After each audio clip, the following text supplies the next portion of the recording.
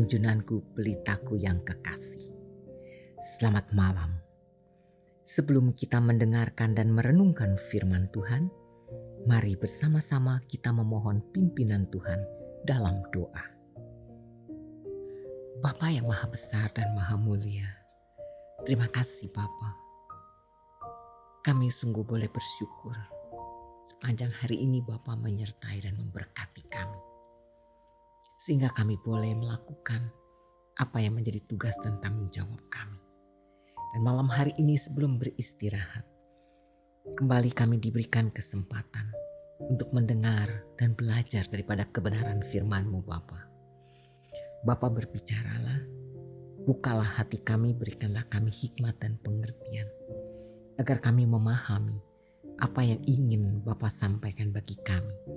Dan jadikanlah kami sebagai pelaku firman, sehingga firman itu tidak berlalu begitu saja, tapi sungguh-sungguh kami boleh menghidupinya di dalam kehidupan kami.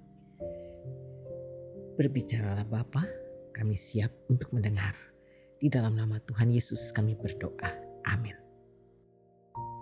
Pembacaan firman Tuhan pada malam hari ini terambil dari kitab Matius 7 ayat 24 dan 25.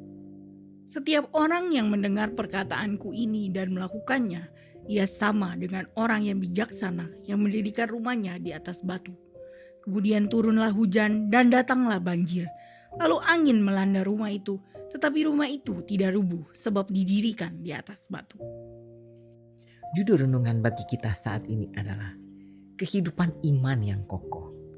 Sahabat yang dikasihi Tuhan Yesus, menurut sebuah artikel yang dimuat di Wall Street Journal, dikatakan bahwa sebagian orang Amerika saat ini telah membangun rumah yang lebih kokoh daripada waktu-waktu sebelumnya.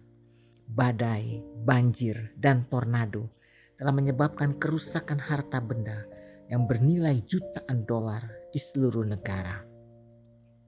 Karena itu, didorong oleh faktor bisnis, pemerintah dan perusahaan asuransi, sebagian kontraktor telah membuat konstruksi rumah yang sangat kokoh dengan jendela yang mampu menahan angin berkecepatan 250 km per jam. Penggunaan paku atap yang sangat kuat dan tidak mudah patah, serta material lain yang kekuatannya dapat menahan kebisingan jet supersonik. Bolingbrook, Illinois adalah sebuah area pemukiman yang pernah hancur oleh angin tornado pada tahun 1990-an.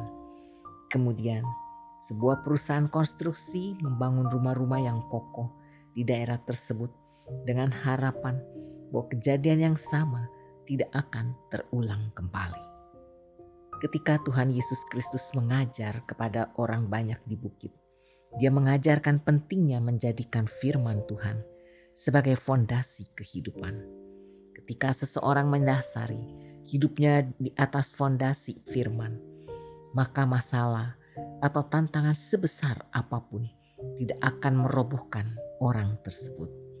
Sebaliknya, jika seseorang mendasari hidupnya di atas fondasi yang bersifat fana seperti kepandaian, kekayaan, jabatan, dan lain sebagainya, maka meskipun dari luar hidupnya kelihatan seperti bangunan yang megah dan kokoh, tetapi ketika ada goncangan datang, maka hidupnya mudah goyah, bahkan roboh.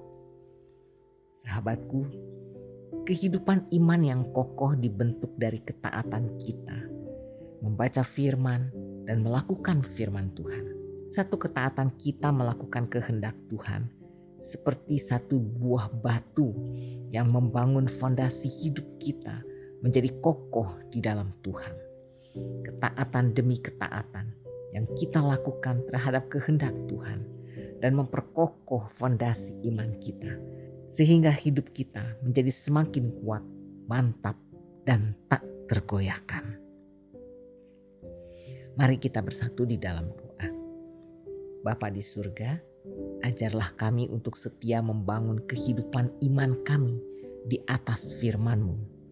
Roh Kudus, mampukanlah kami bukan hanya menjadi pendengar, tapi juga untuk menjadi pelaku firman dan taat pada setiap perintah-Mu. sehingga iman kami semakin bertumbuh dan kami tidak mudah goyah dalam menghadapi badai dan goncangan hidup. Ya Bapa, berkatilah istirahat kami di malam hari ini. Berikanlah kami tidur yang nyenyak. Kami percaya berkat-Mu akan tercurah bagi setiap kami. Terima kasih Bapa. Di dalam nama Tuhan Yesus Kristus kami berdoa dan bersyukur. Amin.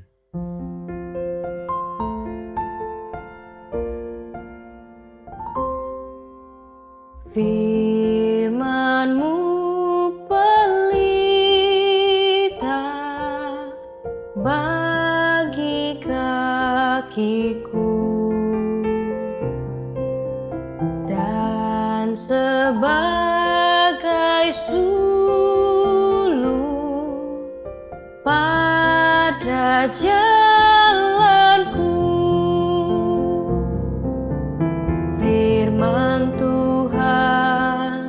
Firman Tuhan menerangi jalanku. Firman Tuhan